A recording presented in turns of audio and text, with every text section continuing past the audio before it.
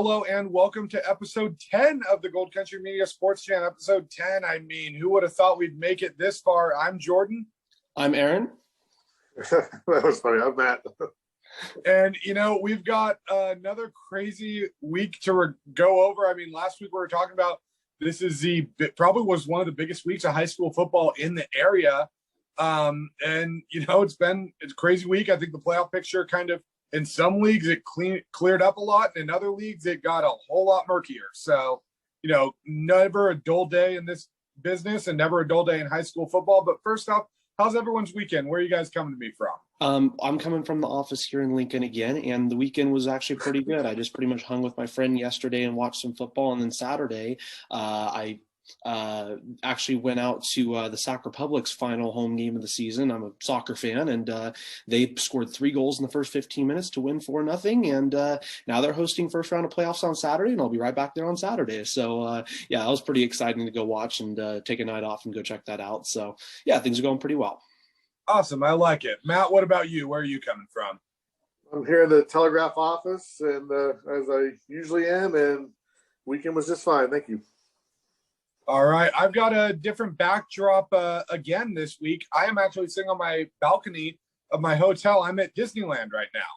So, happiest place on earth, I guess. But, hey, you know what? We still got to be recording the Sports Jam. I will say, happiest place on earth. We were questioning it this morning because our hotel had a fire drill at 7 a.m. And I don't know if you've ever been evacuated from the top floor of a hotel at 7 in the morning wearing your PJs with a grumpy fiance, but it's not the most fun thing in the world. And I can say that specific thing is not the happiest place on earth, but all is well. We're getting ready. We just had breakfast. She's finishing getting ready. Once we're done recording, we're going to hit the park again today. So, a nice vacation, but don't worry, everyone. I'll still be back on the sidelines Friday night. We come back tomorrow night. So, speaking of Friday night, though, let's start with, I know we have a Folsom coach, Paul Doherty, joining us later in the show. I know, Matt, you did an interview with him, but let's start with you because you had the biggest game of the weekend. You had the top 2 teams in the SFL. Honestly, probably the top 2 teams in the region. And, the score may look lopsided, but that was the closest those 2 schools have ever played. Can I talk to me what you saw from Folsom and Del Oro? It was as close as those 2 teams played up until the last time Del Oro beat them, which was 2009. Yeah. And I believe that was in the playoffs, correct? Right. But, that said, Folsom still controlled the game. I was close at halftime. Folsom was up by 14, and Del Oro got the ball to start the third quarter. So, Del Oro had a chance. They're still in the game at halftime, but they really needed to come out and score. And, Folsom's defense just shut them down basically all night long. They had trouble running the ball, and they didn't pass for a lot of yards either. I don't have the stats in front of me, but, Folsom's defense is underrated, but they came to play Friday night. Offensively, Folsom, Del Oro held Folsom for 34, so, it's not like Folsom scored 50 on them. So, Del Oro's D had some nice stops. But they held Rico Flores, I think, 5 catches to 50, 60-some yards. But Ontario Smith, another one of Folsom's many receivers, he had a huge night. He had 9 catches for 200-plus yards and a touchdown. So, you stop one guy in Folsom, you got to deal with another guy. So that's what helped the Bulldogs there. So that win, moves Folsom a step closer to that league title, and they got 2 more to go, and they're feeling good. Yeah, I think that's kind of how a lot of people expected it to go. I know people in Loomis were probably hoping for a closer game. I think everyone, in a weird way, now that Folsom's, like the bad guy, they're not like the Yankees and Evil Empire type of thing. But I think people kind of hope for some closer games there because I think it's more fun when, you're not expecting Folsom to be a section champion every year. And it does feel like the SFL is starting to close the gap a little bit on Folsom and everyone else, but I think Folsom gave a swift reminder that, hey, we are still top dog here until someone proves otherwise. I know Rockland had a chance last year, but you have, 8 league titles in 9 years. I think you still have the bragging rights of we're top dog until someone can knock us off maybe 2-3 years in a row. I don't know what it's like at other schools because I don't cover them, but Folsom, they've always been really motivated. They don't really have a down week where they're like, ho hum, let's just go out. They're good at keeping a high level of play. And that just, I think a lot of that's coaching. So credit to the coaches for that. Matt, it's actually interesting you mentioned that. We were talking in the office about how Folsom scheduled Del Oro for homecoming, and everyone's like, well, what's going on with that? And I was like, well, in fairness, who can Folsom schedule for homecoming? Because their non-league schedule is De La Salle and Sarah and Pittsburgh and Central out of Fresno and stuff like that. So I'm like, well, who's really a good week for Folsom to schedule for homecoming? There's no easy week for them. Yeah, I don't know how it works at other schools, but I know that usually the football coaches have nothing to do with that. I know at Vista they had Capital Christian for homecoming, and Coach Landis said that wasn't his idea. So even though they beat it, even though Vista beat him this year, but he said he had no control over that. So I don't know if Folsom has control over that or not. But. Yeah. We'll see. Aaron, kind of throwing it over to you.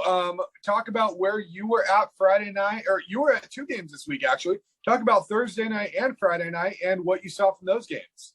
That is correct. Yes, I was at 2 games this week. First off, starting on Thursday, the Wood Creek game was on Thursday against Antelope. Had Wood Creek won, they would have tied for first place in the CVC, but that did not happen, even though it looked like it was going to happen for probably about 56 minutes of the game. First I got to say, Wood Creek, what's helped them all season is their ability to run the ball, ground and pound teams, and just control possession. And they did that on Thursday night. They controlled possession for 46 out of 60 minutes of the ball game, 76+% of the ball game, but still lost 35-28 in overtime. I believe they run a form of veer offense. So as I mentioned, their ability to ground and pound teams has been their success, but it was not enough to get by the Titans. Wood Creek did start strong, though, with a fumble recovery by Keegan McDaniel and went on an 8.5-minute drive, resulting in a 9-yard touchdown run by Hakeem Anderson, who's been their top running back all season.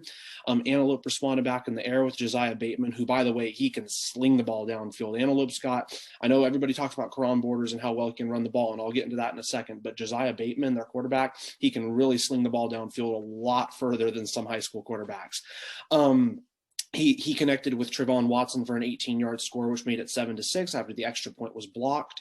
Wood Creek quarterback Connor Rojas, who actually blocked that extra point, he was in his 3rd start at quarterback after being hurt for the first half of the season. He answered back to Antelope's score with a touchdown of his own for a 21-yard touchdown run. We had a crazy end of the first half as Bateman connected with Demarion Williams for a 53-yard score, but then on the ensuing kickoff, Tanner Smith, the junior for Wood Creek, returns at 90 yards for a Wood Creek touchdown down the right sideline, and we got a 21-14 ball game at halftime. Wood Creek had another long drive essentially that started the second half. It was a 10.5-minute drive. Yes, you heard that correctly. 10.5 minutes, 15 plays, 4 penalties. Rojas ran it in for a 1-yard score to go up 28-14 with 10 minutes left in the fourth quarter. So, and Antelope came off the field after that touchdown. They looked deflated. It looked like the game was going to be over. But then Karan Borders, he turns it on for Antelope. There's a 6-play drive. It's all him, 6 rushing plays, culminates it with a touchdown. He then scored a second touchdown on the next drive to tie the game. Wood Creek actually had a chance to win it in regulation with a game-winning field goal, but it was blocked and it got sent to overtime. Overtime rules, kind of like the college football rules where you get 4 plays starting at the 25-yard line to score. Antelope went first, and Bateman connected with Cassidy Cole for a 20-yard score, and Wood Creek was unable to answer, and it kind of just went from bad to worse for them because when Antelope scored in overtime, that was their first lead of the ball game, and then on the very final play of the game, Rojas gets absolutely just knocked out on the sideline, and he looked pretty shaken up. So hopefully he ends up being okay. But yeah, with this loss, the Timberwolves are not only out of the CVC picture, but they're probably going to need to win their last 2 games against Bella Vista and Roseville, since they're a bubble team right now in Division II. So, they played good for 56 minutes. It just wasn't good enough. And, now it's kind of gone from bad to worse for them, where they're going to really need to play a couple of really good football games. On Friday night, I was at a battle of the smaller schools with 12 Bridges taking on Sutter at home for a first place battle in the Pioneer Valley League. I said that this would be closer than many thought, and for good 30 minutes of the game, I'd say it seemed like that was the case. The Rhinos battled early and forced a punt, and then Jacob Baxley got a 30-yard pick six to grab an early lead. The Huskies had a strong run game all night with Luke Miller and Robbie Fapula. Miller had 2 touchdowns in the first quarter, with Fapula scoring 1 in the second quarter. Still, the Rhinos kept it close with a Whit Cruz 27-yard touchdown pass to Anthony Gallagher, and we had a 21-14 game at halftime. Really looked like the Rhinos were going to stick in there and battle. And the Huskies also hurt themselves too, because they were getting penalized all night, just really undisciplined on that front. I think that's something that could really hurt them when it comes to section playoffs. They had 9 penalties for 81 yards in the first half alone. The second half was all Huskies. They forced a turnover on downs, and Miller scored a touchdown. They really pressured Witt, out physical the Rhinos offensive line. And, despite the loss, I think the Rhinos can still grab second place in the league, especially if they beat Colfax and Marysville and grab a decent seed in D6 playoffs. And, I talked to Bean after the game. He views it as, a decent loss in terms of a lesson for the kids of what hitting the weight room can really do for a team. And I will say, in the trenches on both the offensive and defensive lines, you could see the size differential between Sutter and 12 Bridges. I mean, I know, 12 Bridges, mainly all junior squad, and obviously they've got a fair amount of seniors for Sutter. Sutter has some grown men in the trenches. I could definitely see this game being a lot closer next season. So Sutter took that one 42-14. All right. I like it. Sutter's just, they're the top dog in that division, but that game almost reminds me of what Placer versus West Park was last year, where, the new school hung around for a half, but the better team ended up just pulling it out in the second half because they had more weapons. But immediately, I think everyone was like, oh, wait till those two meet next year. And I think a lot of people had that same feeling about Sutter and 12 Bridges this week. I know, Matt, before I head into my stuff, I know you had a couple other big games in your area you want to talk about, including one team kind of solidifying a shot to play for a league title. Kind of talk about Vista and Oak Ridge real quick. Yeah, I forgot to mention those earlier. Sorry about that. Vista beat Rio Americano 55-14, very easily. So they're 4-0 or 5-0 in league, and they have their bye week this week, and they only have one game left, and that's home game against Christian Brothers. Christian Brothers is 5-0. They've got, or 4-0. They've got El Camino next week, who's in last place in the Capital Athletic League. So that should be a win, and that sets up, a battle between those two the last week of the season at Vista. And those two have been rivals since they've been in the same league. They played 10 times. Both teams won 5 games, and last year was a 45-40 game that Vista pulled out at the end. So if it's anything like that game, that should be a great game to finish the season with. And then Oak Ridge took care of Whitney 55-7. So that's their second straight win after the loss to Folsom. So they seem to rebound, and their last 2 games are interesting because they got Rockland on the road and Delaware at home. Delaware at Oak Ridge is home. So there's going to be 2 good games there for them to finish the season with, and really going to show them where they stand going into the playoffs. Oh yeah, definitely. I think that Oak Ridge Delaware game is going to be huge because I think that's going to determine second place in the SFL. Obviously, there's no off week in the SFL, and neither Oak Ridge nor Delaware can overlook either of the teams they're playing this week. But I still think those are probably the clear-cut 2 and 3 teams in the SFL, and it's going to sort itself out over who is number 2 and who's number 3. But onto my Friday night, I had a weird game, is all I will say. It was Placer. And it was already a tough start because they didn't kick off until after 8 o'clock, which is, as any journalist knows, for deadlines, that's not ideal. But Placer ends up, they pull ahead pretty early on. They made some mistakes. They threw a pick in the red zone on their second drive of the game. And then, a couple lost fumbles, some mental mistakes. But, when it's all said and done, Placer ended up winning this one 63-32. But what's interesting about it is a lot of people at Placer were very unhappy with their performance against Nevada Union. And it was interesting. I talked to the coach because I'm like, how most people would think a 31-point victory, you're pretty happy with that, right? Well, the problem is Placer was up 35-6 midway through the third quarter. And everyone's like, okay, this is over. It was homecoming. It was senior night. They started throwing in some backups, getting some guys that didn't get playing time very often. there were 54 combined points in the last 18 minutes of the game. And I mean, Nevada Union, credit to them, they did not roll over and just, take the blowout. They're like, we're going to come out and we're going to punch Placer in the throat for the rest of this game. They were forcing turnovers. They were making big plays. I mean, Nevada Union's quarterback was impressive. His name's Dustin Philpott. He threw for 204, or I believe he threw, sorry, let me check my notes. 229 of his 283 passing yards came in the second half in this one. He found Brett Coda 3 times. He got a 20-yard touchdown, 26-yard touchdown, and an 84-yard touchdown reception. Andrew Webster had a big one, too. He had a 38-yard touchdown reception. And then he also had a 97-yard kickoff return. And, Placer, they dominated this game in a way, but someone on the sideline actually worded it as perfectly as possible. They said this is the ugliest blowout I've ever seen.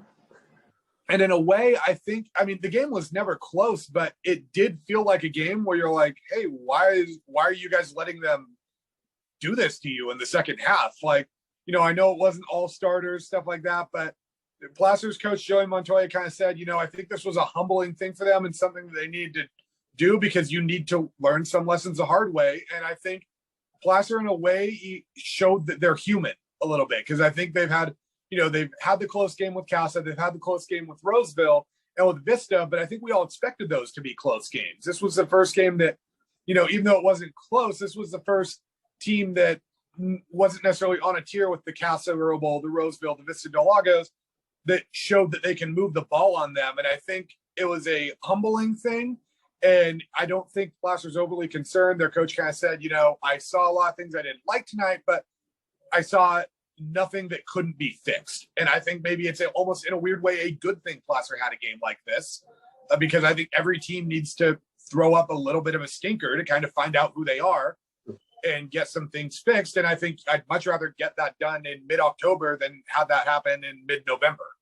And I think that's good for Placer. And it wasn't all bad for them. I mean, running back Jaden Suggs, I'll get more on his performance in a minute, but he was unbelievable. He had 4 touchdowns.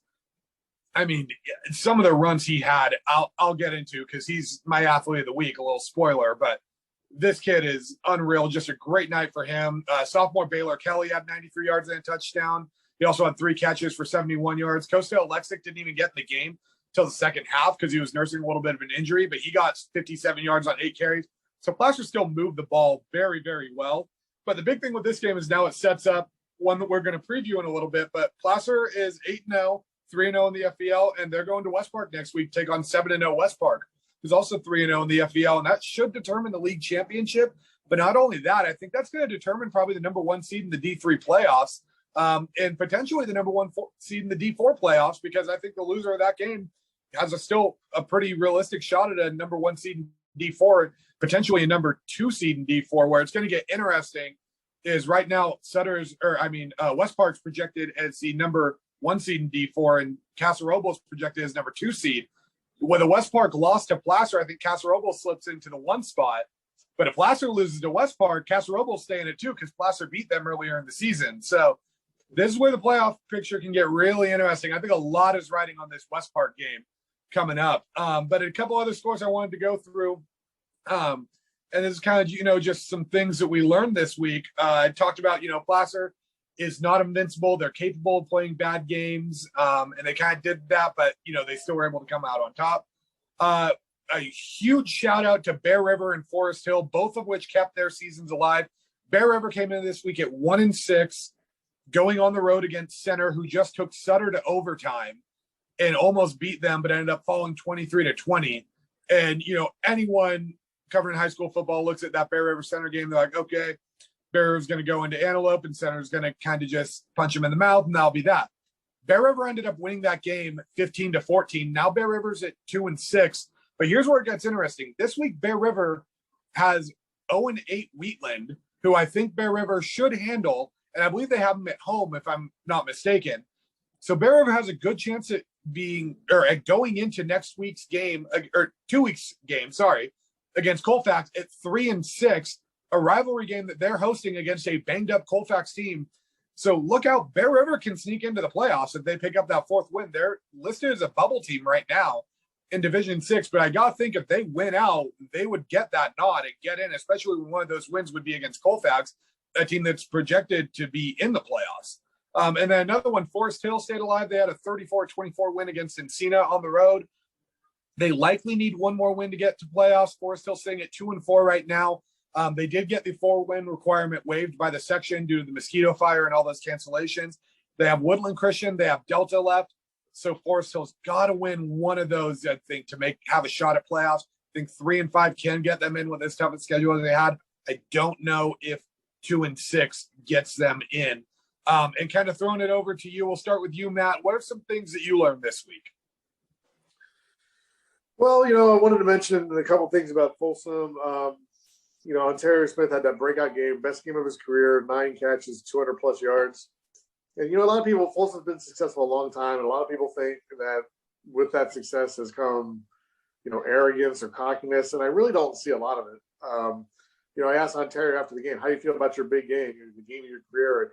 And he's like, I'm cool with it, but he goes, I dropped one pass, and I probably should have caught another. So he goes, in a big game, we're going to need those. And I just thought that was a typical Folsom response. Like, they're not. It's not all about them. And like he's thinking about down the road in a big game. I got to make better. I got to make more plays. And then again, I think Folsom had 2 unsportsmanlike conduct penalties, and Coach no head coach likes those. And Coach Doherty, after both those penalties, he went right to the player and reprimanded them and said, "Look, that's not how we play. I don't want those penalties." After the game, when he talked to the team, he said, "Look, that's losing football. That's bad football. You go, we got to clean that stuff up." So, just little things like that stuck out to me. I like that. Again, Folsom's defense. I think I said it before, but I mean, everyone thinks Folsom's offense. But Folsom's defense is underrated. They just do a good job, especially against the pass. And I already mentioned Christian Brothers Vistalago that coming up in the last game of the season. That's going to be a fun match. All right. I like it. And Aaron, kind of throwing it over to you. What are some things you learned this week? Because I know in some of your leagues, the playoff picture cleared up, and in a few others, it got a lot more complicated. Kind of talk about that. Yeah, so a lot of everything I learned is going to relate to the playoff picture, kind of what you were mentioning with your part. Firstly, I want to say, it's crazy to think that this could happen because of how good they are, but Whitney might miss out on the playoffs. The Wildcats need a league win to secure that 4-win threshold, and I don't see them getting it against Del Oro this week, which means they're going to need to beat Granite Bay in the final regular season game at home. Don't mind the train in the background, by the way. Office is pretty close to the train tracks. Whitney struggled moving the ball, especially on the ground against Folsom and Oak Ridge. As I mentioned earlier, this could also be the case for Wood Creek, as they're a bubble team in D2 and now need to beat Bella Vista and also Roseville to have a good shot at getting in. It's tough because, you look at D2 and there's teams, Granite Bay, Del Oro, Rockland, Manteca, Elk Grove, or Jesuit. Whoever doesn't win that league, whoever wins that league is going to probably be D1. Indercombe, Downey, Vacaville. It's just so stacked in D2, and that's not even mentioning Whitney if they get in with that 4th win. So Wood Creek might even need some help to get in if they win their last 2 games, which is just crazy to think. Valley Christian in D7, they lost to Encina Prep, which means they're now at 5-3. They're going to need to beat Delta this week and probably convincingly beat Western Sierra next week if they're going to get into D7 playoffs at 7-3. That's going to be a tall task. We'll have to see if they can do it. I definitely think they have the talent to. It's just a matter of I don't know if they can beat that Delta team. Even though 12 Bridges lost to Sutter, they're now in D6 for playoffs, and they can definitely be a menace in D6. Somerville and Houston are going to be tough, but I could see 12 Bridges beating out teams like Marysville and Bradshaw Christian and make it to the D6 semis, so we'll see how far they can make it. Also, turn over to volleyball. Whitney Volleyball can lock up at least a share of second in the SFL with a win against Granite Bay tomorrow and a high seed in the section playoffs. Rockland, though, is also coming for that second place spot and can claim a share of second, but they've got a very tall task ahead of them. They're going to need to beat Oak Ridge and Whitney in the same week. Also wanted to give a couple shout outs to Lincoln Volleyball, who have won their last 8 matches. They've still got a chance to be second in their league. And then 12 Bridges has won 5 of their last 6 matches. They can also finish second in their league. They're going to need to finish at least third if they're going to make section playoffs. So definitely some interesting playoff implications across a number of sports. Oh yeah, definitely. And another thing that you kind of mentioned of a team that can be a menace in D6, I think that's a similar situation to what Colfax is going through right now, the PVL is actually a lot more loaded than it looks like. But the one thing I noticed with Colfax, they're so banged up right now that I think them and 12 Bridges are in the same situation that they might get an unfavorable seed in the playoffs and then end up playing against, someone that isn't expecting it. You could see a 10 seed or 11 seed Colfax or 12 Bridges maybe going a little run to the semifinals with, just what they've got. I mean, I don't think the records truly show with either of those teams how good they really are. And kind of moving on, I know we had some notable performances, and I kind of mentioned Jaden Suggs, my athlete of the week. He had 240 yards and 4 touchdowns on just 21 carries in that one. But I got to say, there is a stiff arm that he put on a Nevada Union player that was one of the most vicious stiff arms I've ever seen from a high school football player. This Nevada Union player came up to him, and Suggs had him, and it looked like he almost picked him up with one hand and then just pushed him down to the ground. It was like watching Marshawn Lynch run against high schoolers. There were so many runs he had where he broke 4, 5, 6 tackles. It was some of the most impressive running I've seen from a high school football running back. At 6'3", 227, Suggs is not an easy kid to take down. But watching what he did in that game, that was impressive. And I kind of asked him about it a little bit. And he said, I needed a game like this. And first thing he did was he thanked his O-line, which, that's just a kid that gets it. But just the way he ran that game, that was just so impressive. And kudos to Suggs. That was one of the more impressive running back performances I've seen. He showed flashes of Lavelle Davis out there. His speed in the open field was impressive as well. So hats off to Suggs. He's my athlete of the week. Thomas Graham, I know, had a good game. Rico Flores, I believe, according to Graham's Twitter, he was targeted 12 times. And he only ended up with 5 receptions. Now, I haven't seen film on that, but I know Graham has a track record of shutting down some big receivers in that game. A player like Flores, it's hard to completely shut him down, but if you can limit his touches, that's a huge win for you. And even though Dio lost that game, that's still an impressive performance by Graham, who picked up his first Division I offer this year. So props to you, to Thomas Graham. Matt, kind of throwing over to you. I know you had some big performances this week. Talk about some of your best performances that stood out to you. Yeah, I mentioned it. Ontario Smith Jr., 9 catches, a little over 200 yards receiving and a touchdown. He was big for the Bulldogs. And Vista, Thomas Keegan, I didn't look it up, but he's had to have 3 or 4 straight 150-yard plus games, I think. He had 168 and 2 against Rio. Linebacker Hunter Williams, 7 tackles, 2 for a loss and a sack. And Connor Dasman for Oak Ridge against Whitney, 6 tackles, 3 sacks, and 2 caused fumbles. All right, I like it. Aaron, what about you? What were some big performances your way? So first off for Lincoln, they picked up a big 48-0 win over Oakmont at Ryan Henning, who has really led that offense all season and the end of last season. He had 16 carries for 214 yards and 3 touchdowns. He's my Lincoln area athlete of the week. This is his 3rd 200-plus yard game of the season. 12 Bridges, even though they lost, Evan Barrientos had 9 tackles in the game against Sutter. I also wanted to shout out to 12 Bridges girls golf team who won the PVL, and they'll be in the D5 playoffs. Rockland, Derek Healy had 8 tackles, a sack, and a fumble recovery. And then Caleb Larson had 10 tackles and an interception in the 21-14 win over Granite Bay. Whitney, this is kind of like a whole team that's impressive. Boys cross country finished first in Clovis at the Rough Rider Invitational, and the girls were second to the #1 state team, Camp Alindo. And then Wood Creek girls tennis, we're actually going over to girls tennis. Micah Yu, the junior, won 6-4, 6-1 against Roseville Wednesday and has won each of her last 9 singles matches. The Timberwolves are looking to go back-to-back for section titles, so she's my South Placer athlete of the week. All right, I like it. And let's kind of wrap this up with where we're going to be on Friday night and Thursday night, I guess. Matt, I'll start with you. Where are you going to be this weekend? Yeah, I mentioned earlier that Folsom's schedule, that Folsom's always seems motivated and focused on their next opponent. And even though they're undefeated in the SFL, these last 2 games set up perfectly for them because they faced the 2 teams that beat them last year. They have Granite Bay on the road this week, and they wrap up with Rockland at home. So next week I will be at the Folsom Granite Bay game. I don't suspect, I think Folsom will beat them. And again, they had the motivation of losing to them last year, and coach won't let them forget that, and they won't forget that. So that's where I'll be. All right, I like it. And Aaron, kind of over to you. What do you think? What are you seeing this weekend? Yeah, so potentially the last time this season, albeit 2 games again this week. Firstly, Lincoln will be home against Ponderosa on Thursday. As I just mentioned, the Zebras beat Oakmont on Friday pretty easily, 48-0. So if they win this game this week against Ponderosa, I think they're definitely a lock for playoffs. They may already be, since they're already at the 4-win requirement. It really doesn't seem like there's any middle for the Zebras. They either dominate subpar teams or they struggle offensively against talented squads.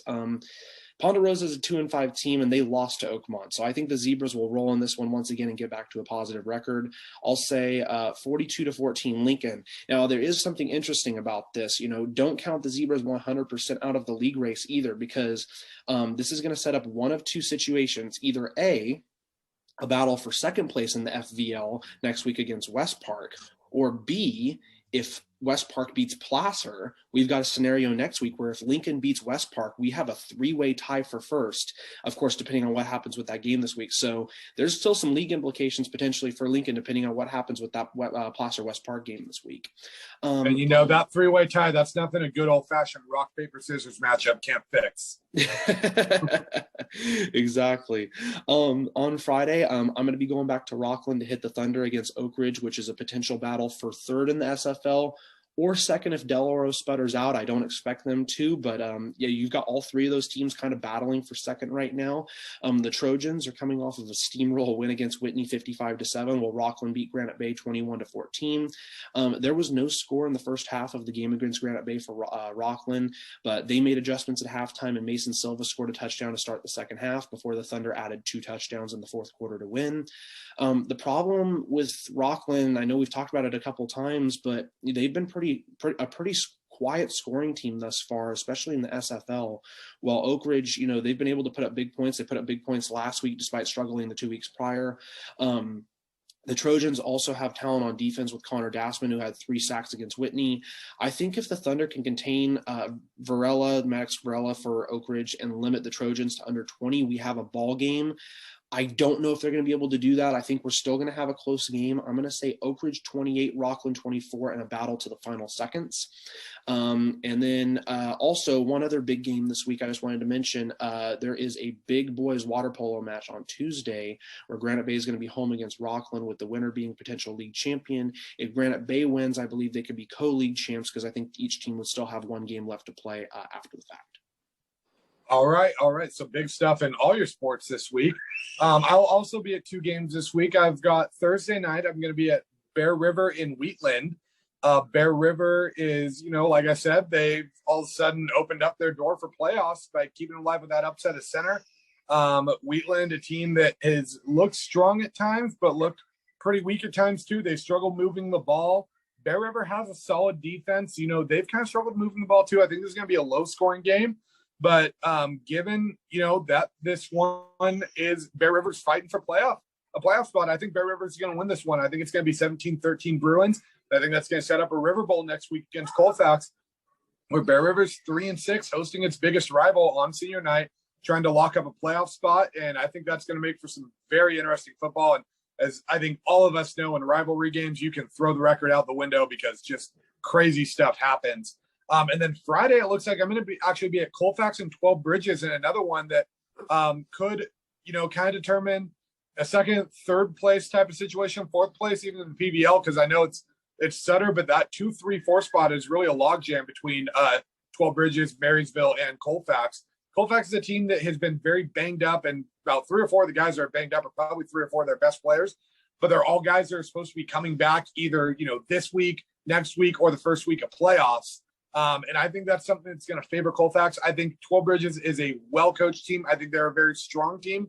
I think they're going to be a very scary team. I think neither of these teams are teams you're going to want to see in Division 6, because I think where it's projected right now, both of them are going to get road games. But I imagine if you're a Livingston, a Houston, something like that, you're probably not too thrilled about either of these 2 teams potentially coming into your town that first Friday in November. I've actually got Colfax pulling this one off 24-21. I just think at the end of the day, the experience Colfax has on the field is going to kind of give them the nod in that one. And like you said, Aaron, I know 12 Bridges had some issues with penalties. They've had issues at times kind of stringing 2 good halves together.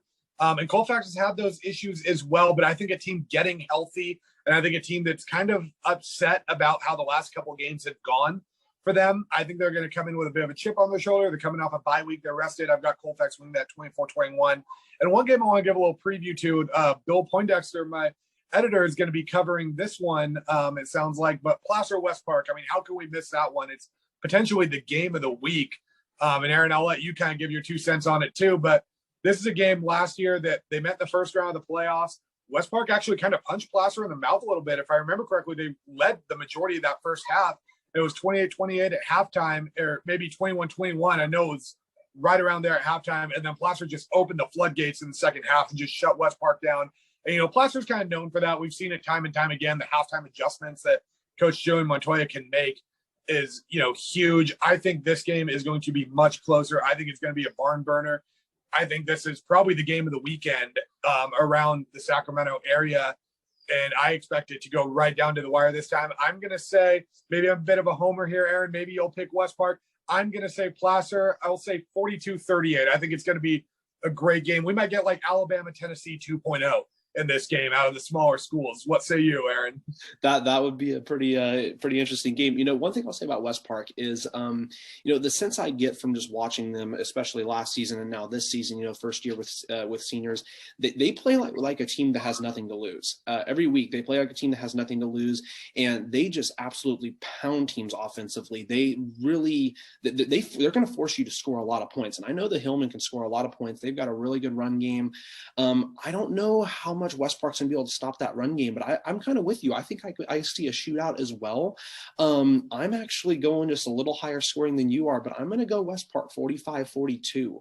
I actually think it's going to be that high scoring because Barksdale can sling the ball. He can also run the ball. I think that Placer's going to have a hard time stopping the dual threat that he's able to bring as a quarterback. And, they've got a lot of weapons. Weston Wade can run the ball. They've got a lot of weapons in the air with Ryan Sisson. I just think that they've got a lot of weapons, and I think they're just going to outscore them a little bit. It could be one of those situations where it's whoever has the ball last wins this game. And it's really a toss-up. But, yeah, I'm going to go West Park, which sets up, a really interesting league scenario going into the final week of the season. Hey, you know what? You're not a sports fan if you don't root for a little bit of chaos when the end of the season starts rolling around. I mean, I think we all are secretly thinking it. I mean, obviously, we want to just see the best games possible, and at the end of the day, the best teams are going to win. But there is potential for there to be a lot of chaos around the section, around our region, if some games turn out the way they could turn out this week. So I think that just about kind of does it for what we have on the Sports Jam. Is there anything else? Or anyone have anything else they want to add? I'm covering a couple of volleyball games this week. I'm going to Granite Bay Whitney tomorrow. I want to see Whitney if they can lock up that second spot. And then I'm going to go check out West Park and Lincoln on Wednesday. That's actually a big game for West Park because they're trying to finish top 4 in the league to secure a playoff spot. And I believe, if I'm not mistaken, they play Placer tonight, and they're pretty much deadlocked right now. And then West Park Lincoln will be a good game Wednesday, so I'm gonna go check that out. All right, Matt, how about you? I just want to shout out Oak Ridge Volleyball. They're upset last Tuesday in 4 games by Del Oro, and then 2 days later on the road at Whitney, blanked Whitney 3-0. So they just a nice comeback from a upset loss and on the road, and I'm sure it was a crazy atmosphere. So. And they wrap up the season at home Thursday against Folsom. I'll be there, so that should be a good match. All right, I like it. And I'll give a little shout out too. Last week I checked out Jessup Basketball's Midnight Madness. They call it Warrior Madness over there, but that's a team that Jessup men's basketball won program record 30 games last year, made it to the Elite Eight. They're returning an All-American backcourt that a lot of people have as the best backcourt in all of the NAIA. They're a young team, but NAIA Hoops Report, which is one of the bigger college basketball blogs for that level, their top 25 rankings are usually pretty close to what the official coaches poll is for the NAIA, and that gets released next week. But they have Jessup as number 2 in the nation in the preseason poll, and they think that they're good enough to win a national title. And you know what? Being around Midnight Madness there the other day, I think just about everyone in that Jessup men's program thinks they're good enough to do that as well. Head coach Lance Von Vogt has won a title everywhere that he's been except for Jessup. So we'll see if they can pull it off this year. So shout out to Jessup basketball. number 2 in the nation. Got to think when the official poll comes out, they'll be top 4. We'll see about that. But thank you for tuning in to this week's episode of the Gold Country Media Sports Jam. I've been Jordan. I've been Aaron. And I'm Matt. We'll see you guys next week.